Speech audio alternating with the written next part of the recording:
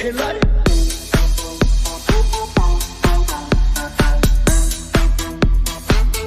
A este nivel, no seas cojudo. El aire.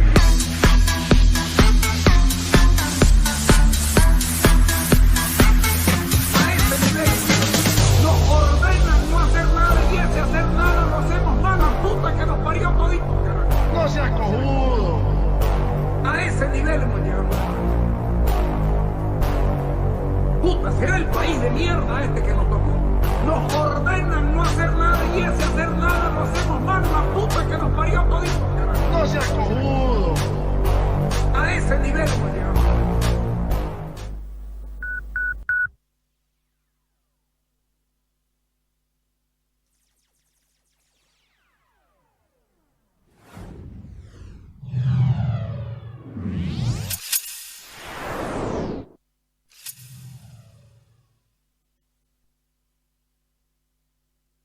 Es lunes 22 de mayo del año 2023. 22 de mayo, ayer fue un día importante para Santa Cruz, para la historia cruceña. Doña Paula Peña nos cuenta de ello. En realidad, esto es una historia un poquito complicada. No lo es tanto, pero aparenta serlo mucho. La ciudad de Santa Cruz de la Sierra se fundó un 26 de febrero de 1561 en lo que hoy es la provincia de Chiquitos y en lo que hoy es el municipio de San José de Chiquitos. Esa ciudad estuvo prácticamente 60 años en su lugar inicial. Otra ciudad llamada San Lorenzo se fundó en 1590 a orillas del río Grande Huapay, en la margen derecha. Al año siguiente, en 1591, la ciudad de San Lorenzo dejó la margen derecha del río Grande Huapay, lo que podría ser hoy Pailón, un poquito más arriba, y se va a trasladar a la otra banda del río, en la zona conocida por los indígenas como Cotoca. No en la ciudad de Cotoca, pero en la zona conocida como Cotoca. Y finalmente, 4 años después, el 21 de mayo de 1595, la ciudad de San Lorenzo se trasladará aquí, donde nos encontramos hoy, a orillas del río Piraí, en la punta de San Bartolomé, como se conocía en ese momento.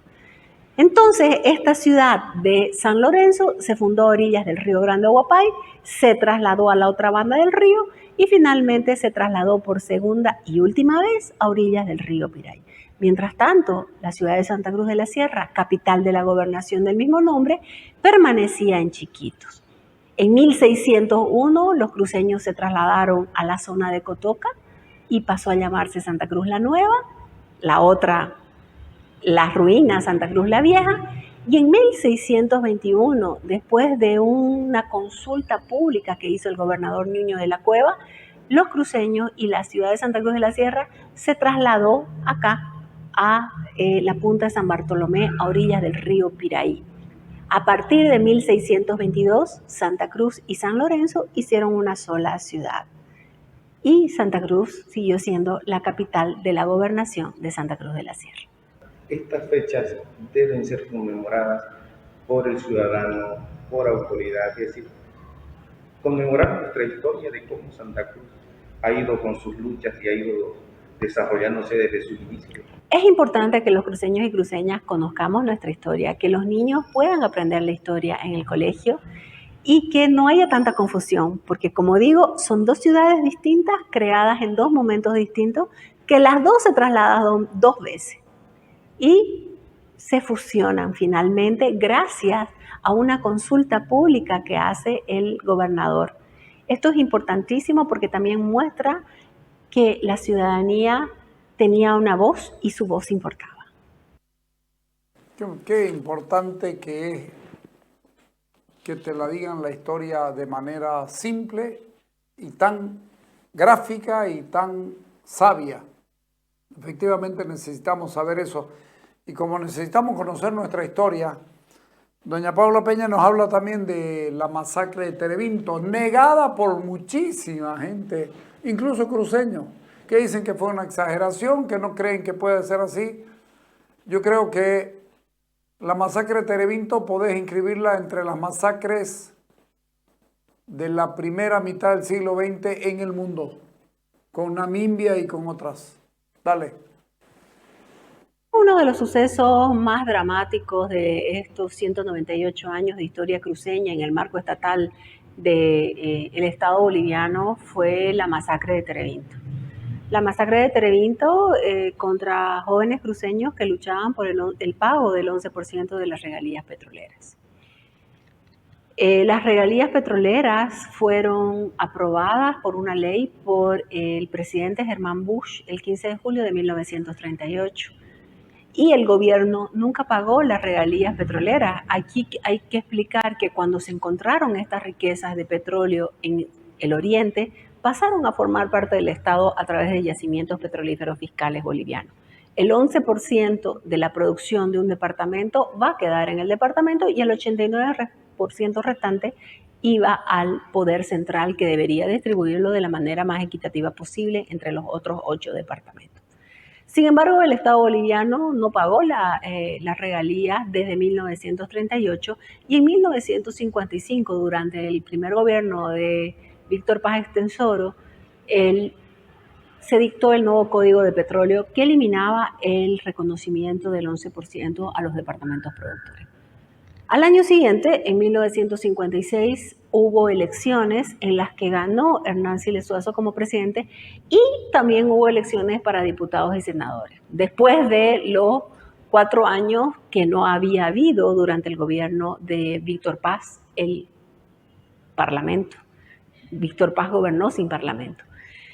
Entonces, un diputado del MNR, del sector obrero, del sector de los peluqueros, Virgilio Vega, propuso una ley interpretativa de las regalías petroleras exigiendo restituir las regalías petroleras al departamento productor. La ley fue aprobada en enero de 1957, tanto en la Cámara de Diputados como en la Cámara de Senadores. Pero el presidente Hernán Siles Zuazo se negó de manera permanente a promulgar la ley. Esto va a provocar que en Santa Cruz el Comité Cívico, liderado por el doctor Melchor Pinto Parada, haga una serie de reclamaciones para el pago de la ley de regalías. El gobierno va a acusar a Santa Cruz de separatista. En un paro cívico el 31 de octubre de 1957 va a morir un joven, Jorge Roca Pereira. En diciembre, el 7 de diciembre, va a morir otro joven, Gumercindo Coronado. Y esto va a llevar también a una huelga de hambre de mujeres cívicas como las que tenemos en el cuadro atrás, exigiendo al Estado el fin de la violencia. En 1958 las relaciones entre Santa Cruz y el Estado seguían siendo tensas y sí, efectivamente, el 14 de mayo hubo un levantamiento de la Falange que fue reprimido, pero el gobierno decidió mandar a los milicianos para reprimir el levantamiento cruceño. Mucha gente lo confunde con el levantamiento de Falange, pero hay que recordar que el doctor Melchor Pinto Parada no era de Falange ni los miembros de la Unión Juvenil Cruceñista. El gobierno, que ya tenía parte del ejército en Tarumá y en Guavirá, va a enviar al ejército a los milicianos. Los milicianos eran miles en toda Bolivia. Habían milicianos campesinos. En el caso a Santa Cruz van a venir campesinos de Clisa y Ocureña y mineros de Guanuni y Colquiri. El ejército más estos milicianos mineros y campesinos tomarán Santa Cruz de la Sierra, perseguirán a los jóvenes y un 19 de mayo van a matar a 4 jóvenes cruceños. Serán las siguientes víctimas de esta lucha por las regalías. No hay que confundirnos que fue de la Falange, como algunos intentan desvirtuar la conciencia de la juventud cruceña. Esa masacre va a provocar que el presidente cívico sea exiliado. El doctor Melchor Pinto Parada va a irse a vivir a Buenos Aires. Y unos meses después, si bien va a haber una amnistía, la lucha continuará hasta 1959. En 1959, nuevamente las fuerzas del ejército más los milicianos retomarán Santa Cruz. El doctor Melchor Pinto nuevamente será exiliado. El Comité Pro Santa Cruz va a ser cerrado. Y finalmente, un 21 de diciembre de 1959, el señor Rubén Julio Castro, presidente del Senado, va a promulgar la ley en su condición de presidente interino de Bolivia. O sea, gracias a Rubén Julio Castro se va a promulgar la ley. Sin embargo, las regalías petroleras no van a ser pagadas hasta fines de 1964, cuando el MNR salga del poder y el general Barrientos asuma el poder en noviembre de 1964. En 1965 retornará Melchor Pinto Parada, se va a volver a abrir el Comité Pro Santa Cruz, la Unión Juvenil Cruceñista, y este comité cívico va a ser pues el que tiene en su haber el haber logrado el pago de las regalías para Santa Cruz, regalías que hicieron el cambio no solo en la ciudad, sino en todo el departamento. Muy clara, muy clara. El tema es que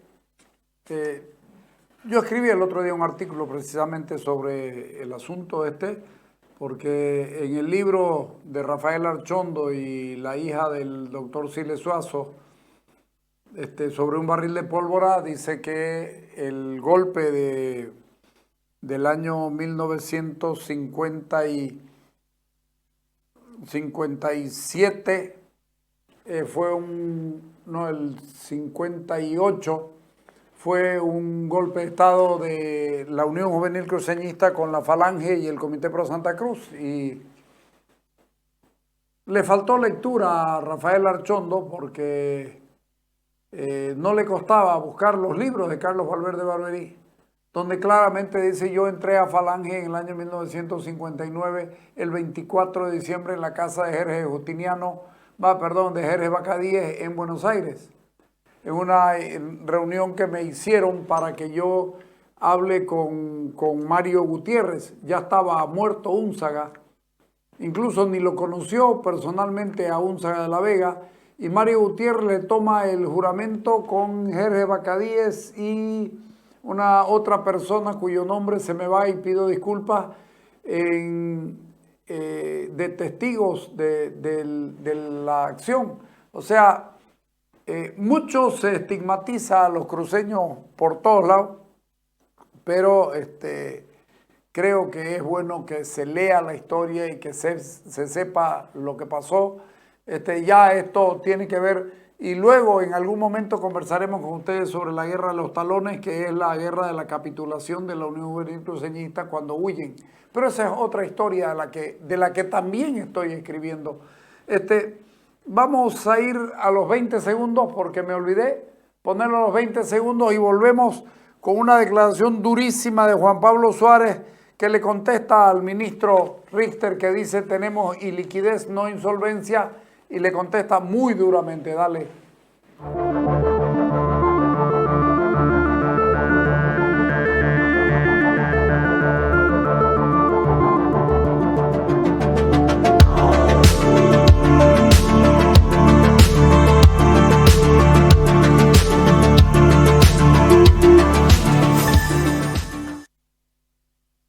El portavoz, que es el que hace las veces de interpretar lo que quiere el presidente de la República o lo que dice el presidente, no es otra cosa, ese es un portavoz o vocero presidencial. Dice: tenemos iliquidez y no insolvencia. Entonces dice: la escasez de dólares está vinculada con factores externos. Pareciera que Estados Unidos está recogiendo todos sus dólares, cosa que no deja de ser cierta en una parte. Estados Unidos ha tenido una inflación porque hay mucho dólar y está recogiendo, pero no lo recoge de Sudamérica, lo está recogiendo de Asia. Somos más vivos. ¿Cuál ha sido la respuesta? Necesitamos generar divisas. ¿Cómo lo hacemos de manera inmediata? Monetizamos la reserva de oro. Hemos tenido un problema que ya se está solucionando. Ya tenemos una mayor cantidad de recursos en divisas estadounidenses. Eso es mentira. Llega a tanto que les voy a contar: todas las cuentas de ahorro en dólares en el Banco Fácil han pasado al Banco Unión. Todas. Saquen ustedes su cuenta. Nada más les digo. Y que nos aclaren si es y por qué. Tenemos un inconveniente de iliquidez, no son de insolvencia, dice. La insolvencia te lleva a la iliquidez, dice con mucho acierto Juan Pablo Suárez, ponelo. De repente es bueno graficar un poquito o explicar de manera más didáctica para que la población lo entienda. A ver, iliquidez, demos un ejemplo de una empresa. Iliquidez es cuando usted no pudo cumplir con sus deudas, sus obligaciones de corto plazo porque tenía un problema temporal de flujo de efectivo. Es decir, póngale una empresa, pucha, se atrasó en pagar sueldos porque los proveedores no la habían pagado. Pero esa empresa tiene todas las posibilidades de pagar sueldos, de pagar al banco, etcétera. Simplemente que ha habido, digamos, un periodo en el que se invirtió, en el que fió mucho, digamos, para que la gente lo entienda, y no pudo pagar a tiempo. Ese es un problema temporal. La insolvencia ya es un problema estructural. Es cuando esta empresa, fuera de que no pagó, tiene costos fijos muy altos, todos los meses está perdiendo plata, ¿no? Generalmente las insolvencias, digamos, vienen precedidas de una iliquidez. No siempre, pero generalmente sí. En el caso boliviano, nosotros, a ver, claramente no sé bien a qué se refería, digamos, el señor del gobierno, pero sí asumo que se refiere a un problema general. En el caso boliviano el problema es estructural, no es un problema temporal ni que se soluciona con un parche. De hecho ya sabemos, y lo venimos mencionando hace mucho tiempo, que la ley del oro en realidad es un parche y en realidad no estuvieras con la ley del oro si no tuvieras un problema de insolvencia, ¿no? Porque básicamente estás vendiendo lo último que te queda, digamos, ¿no? Entonces, en realidad ya hace mucho tiempo se viene diciendo que lo que se necesitan son medidas estructurales, porque lo que tenés ahorita es una desinversión, ¿no? Que ya hace años que hay una inversión negativa, es decir, las inversiones salen del país. Las reservas internacionales netas se pierden en el 2016 a un ritmo de 4,5 millones por día. En este último tiempo asumo que es un poco más, digamos, porque por el susto de la gente. Y bueno, el déficit fiscal, vamos como 10 años de déficit fiscal, entonces claramente no es un problema temporal, ¿no? ¿Cuán riesgoso, cuán peligroso es, licenciado, llegar a la insolvencia? Es pues muy riesgoso, ¿no? En todo sentido, en ámbito monetario. A ver, no quisiéramos que siga este tema de la escasez del dólar y después se nos dispare y nos genere un montón de problemas de distorsiones en la economía, en el sentido de que ya ni siquiera un contrato de alquiler podés hacer porque nadie se pone de acuerdo, porque te quita, digamos, la referencia que son los precios relativos, digamos, ¿no? Por el otro lado, en el ámbito fiscal, a ver, la subvención a los hidrocarburos, el excesivo gasto corriente, un 57% del Producto Interno Bruto, eso puede generar un montón de problemas que ya lo están generando, ¿no? Estamos, diría yo, en el inicio, o sea, hay que pararlo ya y esto es con medidas estructurales. ¿Por qué? Porque precisamente el problema no es un problema temporal de un tiempito, digamos, ¿no? Siempre se ha hablado de la danza de millones, digamos, y es algo que los números los maneja bien el presidente para contentar a su base. Siempre habla de millones y millones y millones, pero la realidad es que Bolivia no tiene plata, no tiene tanto así los millones, digamos. Lo que pasa es que el presidente, si siempre tuvo una habilidad, yo lo miro mucho de que era ministro, es de saber manejar los números con medias verdades, digamos, ¿no? A veces te dice un número absoluto y no descuenta la inflación, o te dice un número absoluto y no lo relaciona como porcentaje del PIB, o no se compara con otros países, ¿no? A ver, cuando hablas en boliviano siempre vas a hablar de millones, pero eso no es referencial, más aún cuando muchas veces habla de las inversiones que está haciendo en plantas, en empresas estatales que son deficitarias. O sea, él te dice, estamos gastando, no sé, pues, 100 millones de bolivianos en una planta en tal lugar, como si eso fuera un logro, cuando más bien ese es el problema, ¿no? ¿Estamos a paso de caer en insolvencia? Estamos en los inicios y en los aprestos ya hace rato, o sea, a ver, ¿hace cuánto que no hay dólar? ¿No? Ya no es una cuestión temporal, no fue una cuestión de 2 semanas, no fue una cuestión de un mes. Ya se aprobó la ley del oro, ya está vendido el oro y ya hay muchas voces que indican que probablemente los recursos o las divisas que generaron esas toneladas de oro probablemente ni siquiera lleguen al sistema financiero porque no hemos visto una bajada. Yo les soy sincero, yo esperaba que haya una bajada fuerte en el precio del dólar paralelo y no lo ha habido, digamos, ha habido una bajada, pero bastante tímida, ¿no? No hemos llegado ni cerca al oficial. No está fácil la situación económica, digamos. Mire, a ver, la preocupación que yo tengo cuando hablo con mis amigos, con mis familiares, no es ni siquiera la situación, es cuando yo escucho las declaraciones y no hay la más mínima intención de hacer un cambio, ¿no? Yo siempre doy el ejemplo, esto es como una persona adicta, digamos, al alcohol o alguna droga, y vos le decís, mira, hay que hacer esto, y esta persona no acepta el problema. Entonces, ¿sabes que esta persona no va a salir, digamos, de esa adicción? Lo mismo, acá creo que hay una adicción a gastar recursos del Estado, pero bueno, ya no tenés que gastar, pues no, ese es el problema, ¿no? Es muy grave lo que dice, ¿no? 4.5 millones de dólares por día se pierden en este país. Ahora tal vez más. Y eso es verdad. Dígame quién consigue dólares así fácil al precio que dice el gobierno. Nadie. Hemos marcado el otro día de manera muy clara cuánto es lo que estás pagando para mandar al Brasil $2.000. 13.27 de comisión y 3.2 por otros papeles. O sea, estamos hablando de 17% más de lo que cuesta la moneda.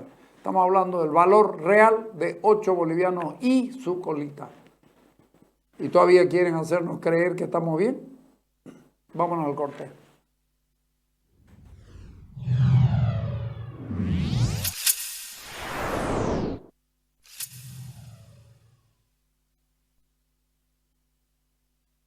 BID continúa innovando, firme y de la mano de Crown, representante y distribuidor exclusivo de BID para Bolivia. Muy pronto estaremos con una nueva generación para el segmento vagonetas. La nueva vagoneta SUV de nuevas energías creadas por BID que convierte a estos vehículos en toda una revolución por la potencia, altas velocidades que alcanza y los niveles de eficacia. Todo esto lo sumamos a una conducción suave y silenciosa para el confort total de sus ocupantes. Muy pronto todos los vehículos serán como BID.